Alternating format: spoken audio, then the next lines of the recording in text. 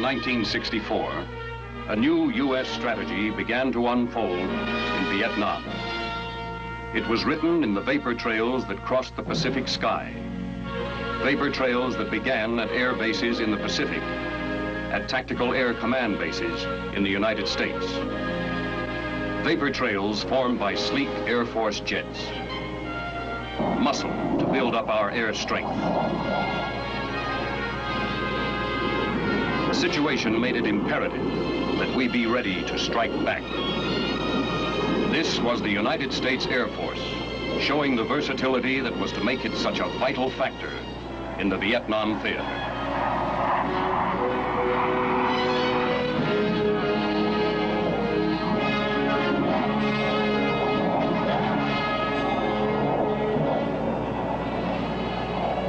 Air-to-air refueling made it possible to deploy aircraft swiftly and efficiently.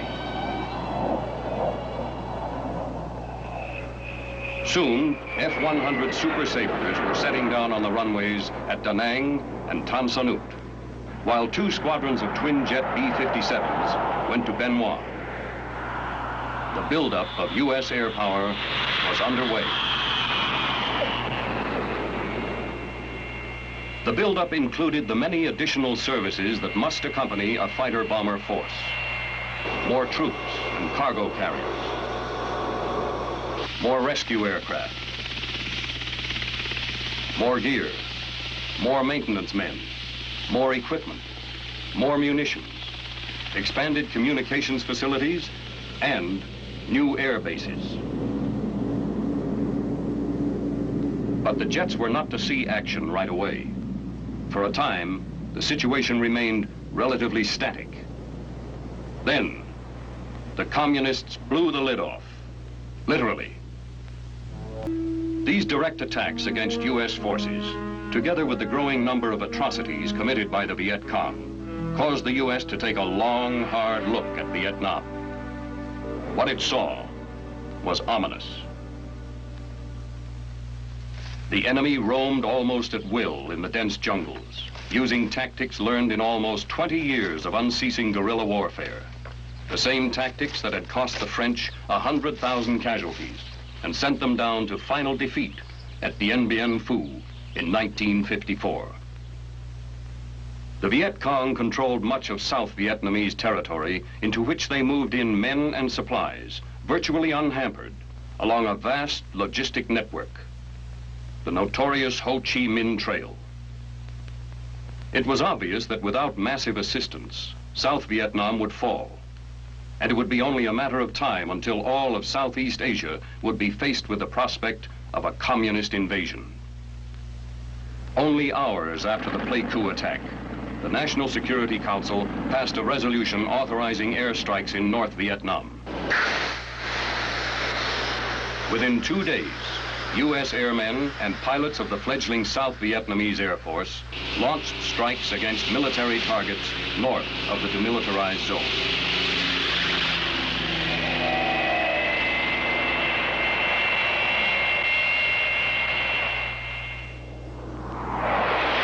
Soon afterward, in a companion action, Air Force jets at Tan Son Nhut, Da Nang, and Bien Hoa were unleashed in South Vietnam. There were now, in fact, 2 air wars underway in embattled Vietnam. North of the 17th parallel, the emphasis was on cutting supply lines. South of the parallel, the action was more varied, but close air support of ground forces received the major effort.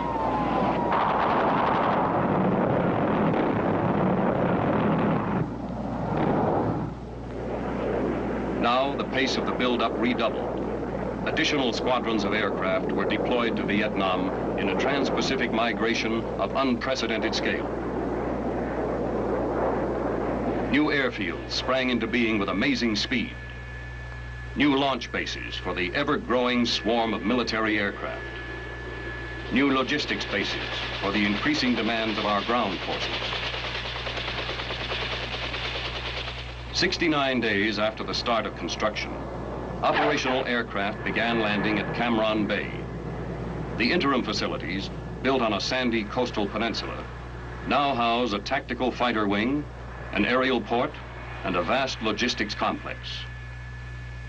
Phan Rang is the home of another tactical fighter wing.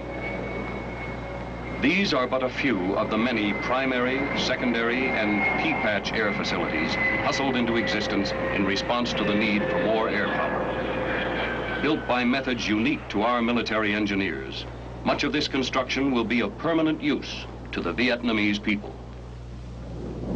Administration of the rapidly growing aerial armada was already well established. Pacific Air Forces, the air element of the Unified Pacific Command, is responsible for directing and supporting the bulk of Air Force activities in the Pacific. The hub of this vast command is headquartered at Hickam Air Force Base, Hawaii, linked to the Vietnam Theater of Operations by an ultra-modern communication system, keeping the PACAF commander abreast of happenings throughout the Pacific. This Air Force-operated communications network not only ties PACAF headquarters to its Pacific air bases and the United States mainland, but also allows for direct contact between this control center at Hickam and strike aircraft.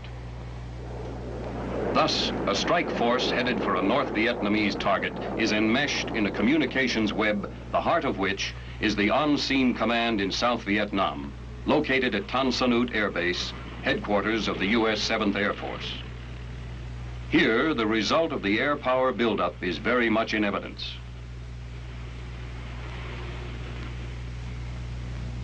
Good morning, sir. On 27 February... While overall direction of Air Force operations in the Pacific is normally handled by PACAF headquarters, the 7th Air Force commander and his staff are responsible for the tactical forces employed in the Vietnam combat theater. Because Tan Son Nhut is frequently within earshot of the falling bombs, the cold facts of the regular briefings take on an added significance. Was a ground report. In Tally-Ho, 101 sorties were flown. The 53 add-ons were 32 F-105s, 4 F-4Cs, and 17 U.S. Navy aircraft from out-country resources. The figures are constantly changing. At this moment, they are about to be updated. Dave, I've got our final IP at 12 o'clock, 5 miles. The combined U.S. and Vietnamese Air Force's Tactical Air Control Center at Tan Son Nhut Airfield provides the 7th Air Force commander with a system for centralized control of his air resources, geared for quick response to all requirements. Detailed control is delegated to the direct air support centers which direct all air activity in their respective areas. Tally-Ho, I've got the target at 1 o'clock. Roger.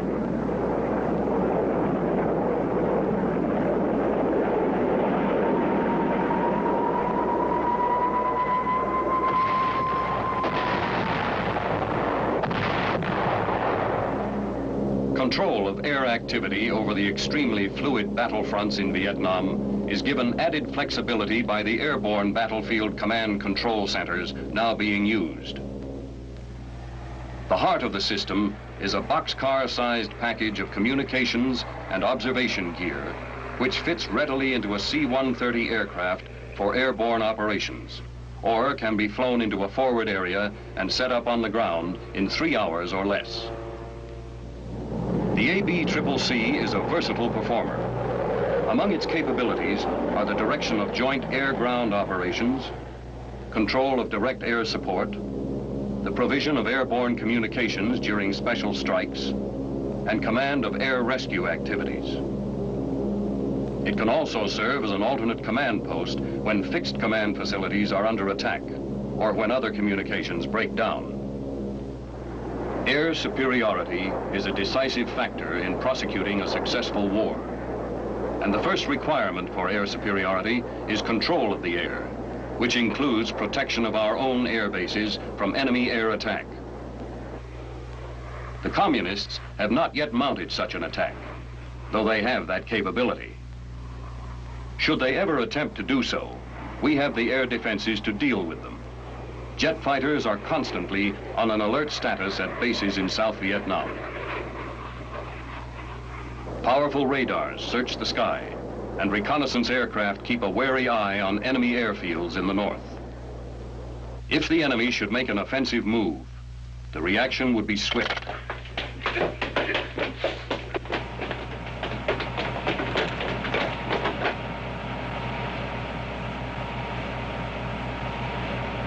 Within minutes, the interceptors are on their way.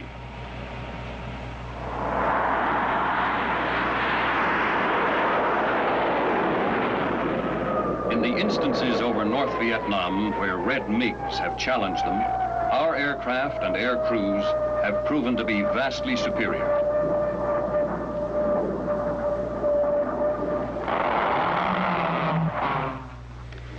Target selection at the national level requires accurate intelligence, and much of this responsibility is borne by reconnaissance aircraft. Air Force jets carry supersonic eyes and ears over enemy territory, obtaining weather information as well as target selection, pre-strike and bomb damage assessment photography. RB-66 pilots also served as pathfinders for strike aircraft attacking targets in the north. The RF-4C is the newest Air Force reconnaissance aircraft. It is equipped for day and night photography, radar mapping, and other important functions.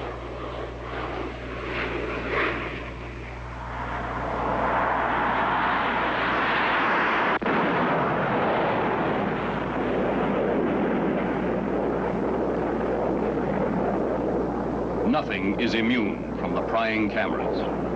Not even the enemy's ground-to-air missile sites, where the blinding speed of these supersonic jets flying at low levels catches the Reds napping. The conduct of this type of air war involves much more than bombing and strafing attacks, particularly in the guerrilla environment we are facing in Vietnam. One tactic the enemy has used to great advantage is the ambush. From hiding places in the dense forests, he has been able to spring deadly traps on Allied troops and convoys, and then vanish into the jungle like the drops of a monsoon rain. This kind of attack is being made increasingly difficult by spraying a non-toxic type of weed killer on the jungle growth bordering Special Forces camps, important road routes, and likely ambush areas. One small group of Air Force pilots is fighting another kind of warfare, the battle for men's minds. Their only weapons are 2 loudspeakers, a tape recorder, and bundles of multicolored leaflets. The leaflets and the voice broadcasts are designed to influence the Viet Cong and their sympathizers to defect. Some warn civilians to leave a military target area scheduled for attack. The value of these psychological warfare missions can be judged by the hot ground fire that greets the tiny unarmed U-10 aircraft, and by the many defectors who turn up following each flight.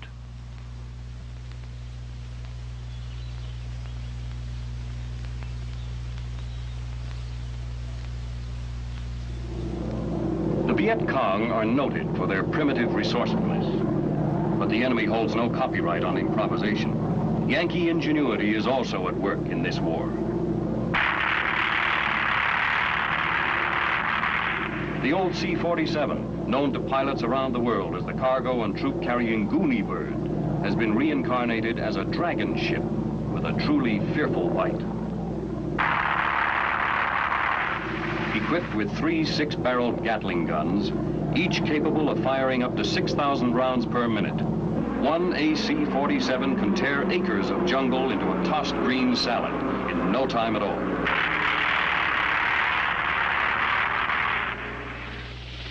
Air supremacy is of particular benefit to air rescue crews, who have saved several hundred downed airmen since the war began. With possibility of attacks from the air reduced, crews can concentrate on the mission at hand. A smoke marker, a radio signal, a dye stain in the sea. These are the clues that lead the rescue team to the scene. The crew works fast and efficiently. The elements and the enemy are grim contenders for the life of the downed man.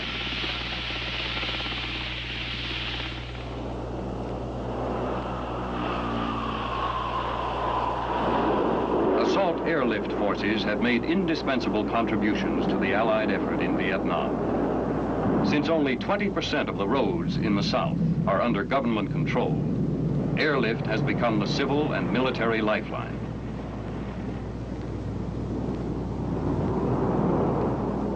Airborne assault, airdrops of munitions and supplies to inaccessible areas.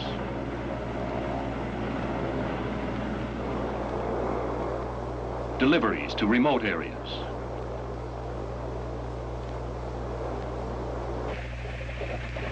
Evacuation of the wounded.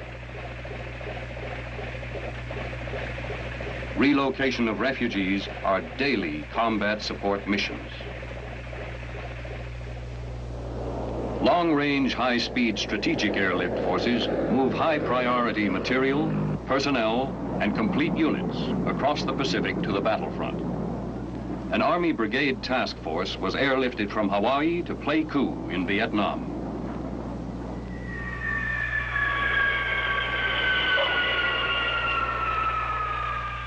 The movement involved approximately 3,000 troops and 5,000 tons of equipment, airlifted over a 6,000-mile route, averaging one departure or arrival every 2 hours and 45 minutes during the period of deployment.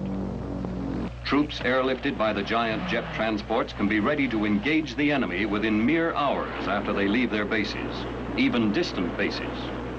But air mobility pays off in many other ways. It not only gets the troops there, it helps them to stay there. In the South, there are no well-defined battle lines. The enemy hits and runs. As often as not, he looks and dresses exactly like the friendlies, and his attacks are vicious. This kind of warfare calls for a heavy reliance on air support. Very close air support.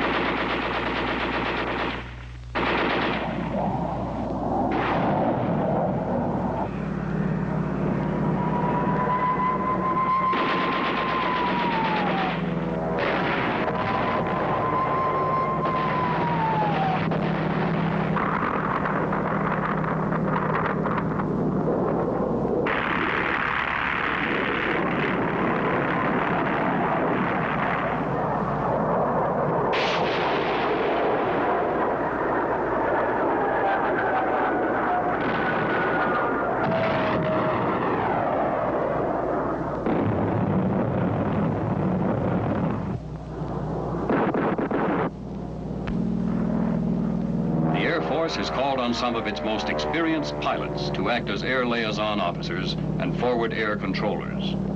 Flying over the hottest action in pint-sized O-1E Bird Dog aircraft and from ground positions in radio-equipped jeeps, their performance has become one of the fabled stories of the war.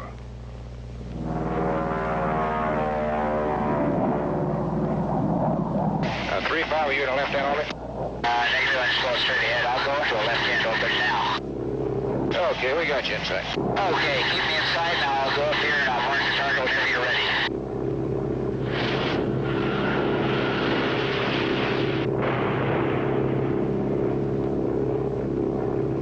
I'd like the first bomb just north of my smoke, about 100 meters. That's just a couple different. Okay. 3-5, we got any friendlies in the area? Roger, nearest friendlies are 2,000 meters to the west. Okay. You still have my smoke? I got your smoke still, right. Madam 2-1, set him up hot in pairs. 2, roger. Oh, it looks pretty good. I'd like you to keep your passes as steep as possible and be especially vigilant for helicopters.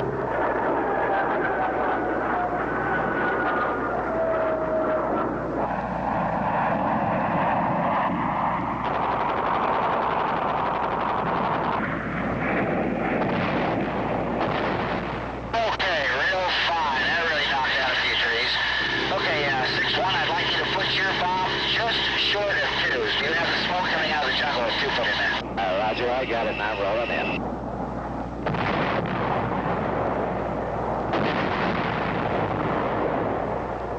The forward air controllers live and work with the Vietnamese and with U.S. ground forces in the field. They become thoroughly familiar with the local people and with the countryside in their assigned area. They fly daily reconnaissance missions, and they direct airstrikes from first-hand knowledge of the conditions that exist under the screen of jungle foliage.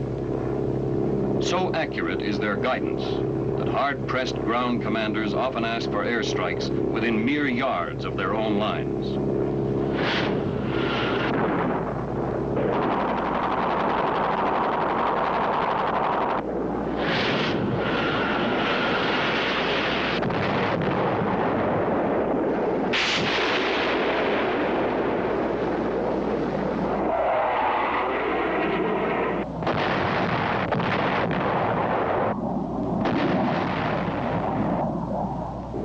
darkness cloud the issue, the FAC has another trick up his sleeve. He calls for a flare mission, and within minutes, help is on the way.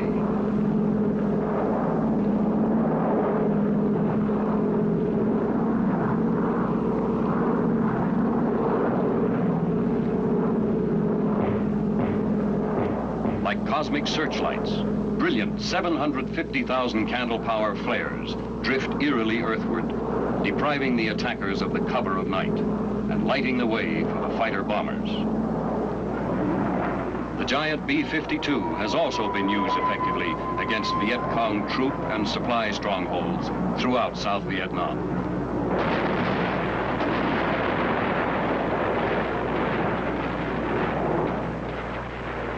The air war in the north is far removed from the mud, sweat, and blood of the ground fighting, but it is no less savage. Here, slamming speed is the keynote, and aerial interdiction the main objective. Interdiction, by definition, to prohibit. In war, it means attacking the enemy's lines and sources of supply. Purpose? To starve his fighting forces by denying them food, arms, reinforcements. The steady pressure of aerial interdiction in the north is not only blunting the point of the offensive in the south, it is inexorably weakening the whole economy of the communist north.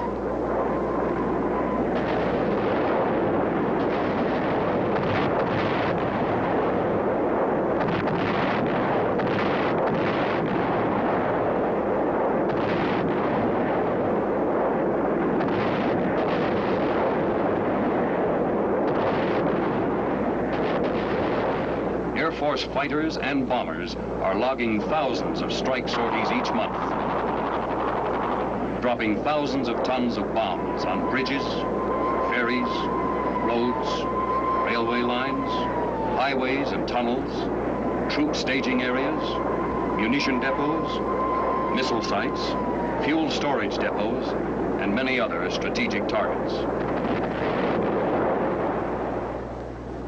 On June 29, 1966, the shape of the war in the north assumed a new dimension. The long arm of U.S. air power reached into the very heart of communist North Vietnam when U.S. Air Force planes delivered a message from the free nations supporting the cause of the beleaguered South Vietnamese. The message echoed the words of our president.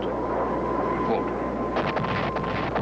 "The air attacks on military targets in North Vietnam have imposed and will continue to impose a growing burden and a high price on those who wage war against the freedom of others. Our purpose is to convince North Vietnam that this kind of aggression is too costly and cannot succeed. Until the day they decide to end this aggression and to make an honorable peace, we will carry on." End quote. Modern air power accuracy makes pinpoint bombing of military targets possible. It makes possible the wrecking of the Red War machine and the strangling of the communist economy. The president has left no doubt in the minds of friend or enemy that the new pattern of persuasion will continue until the North Vietnamese come to the conference table. The United States Air Force, Navy, Army, and Marine Corps are investing their power, experience, and determination behind this objective. It is answering the communist challenge in the only way the ruthless enemy can understand, by setting an intolerable price on his effort to prolong the fight. This is the Air Force contribution to victory in Vietnam and to the final peace.